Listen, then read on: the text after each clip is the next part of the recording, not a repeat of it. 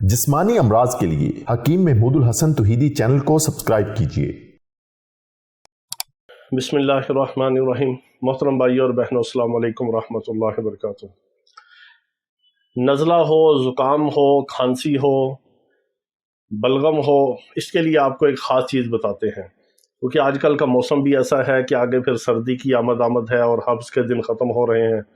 इस मौसम में अक्सर लोगों को डस्ट एलर्जी होती है, छींकें आती हैं, नज़ला होता है, ज़ुकाम होता है, नाक से पानी आता है, या गले में केरा गिरता है, या बलगम गिरता है। किसी किस्म का भी आपको नज़ले का मसला हो, ज़ुकाम का मसला हो, या बलगम का मसला हो, या खांसी आती हो आपको बलगमी, या मुंह में पानी आता हो, या गले में केरा गिरता हो, इसके लिए एक छोटा सा टोटका आप इसको आजमाएं। इससे आपको बहुत फ़ायदा होगा। बड़ी बड़ी दवाइयाँ एक तरफ, आपकी एंटीबायोटिक और स्टीराइड वाली और एंटीवायरल एंटीसेप्टिक दवाइयों से आपकी जान छूट जाएगी। और बाज़ लोग तो ऐसे हैं जो बेचारे विंटोलिन वगैरह पे लगे होते हैं या इनहेलर पंप इस्तेमाल करते हैं, उससे भी आपकी जान छूटेगी।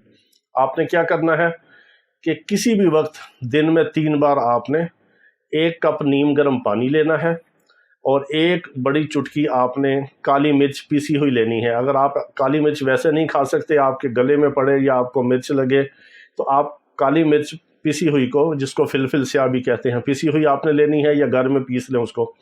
उसका आप 1 कैप्सूल भर लें, छोटा 500 मिलीग्राम का उसका कैप्सूल भर लें। वो तकरीबन पौने ग्राम के करीब होती है, 1 ग्राम से कम। अगर 1000 मिलीग्राम हो तो वो 1 ग्राम होता है, और अगर 500 मिलीग्राम का कैप्सूल आप भरेंगे तो वो तकरीबन आधे ग्राम से ज़रा ज़्यादा बनता है, अगर उसको आप दबा के भर लें तो। कि 1 कैप्सूल आपने सुबह शाम लेना है नीम गर्म पानी के साथ।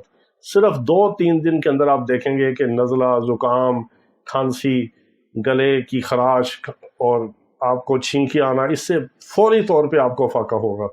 जो अंदर बलगमी रतूबात जमा है वो 1-2 घंटे के अंदर खारिज होंगी और फिर आपको सुकून आ जाएगा। बड़ी बड़ी दवाइयाँ एक तरफ, ये छोटा सा एक टोटका आप आज़मा लें। अल्लाह ताला आपको हर तरह की बीमारी से, जो सांस की बीमारी होगी, अल्लाह ताला उससे आपको शिफाए कामिला अजला मुस्तमिला अता फरमाएगा। वाखिर दावाना अनिल हम्दुलिल्लाहि रब्बिल आलमीन।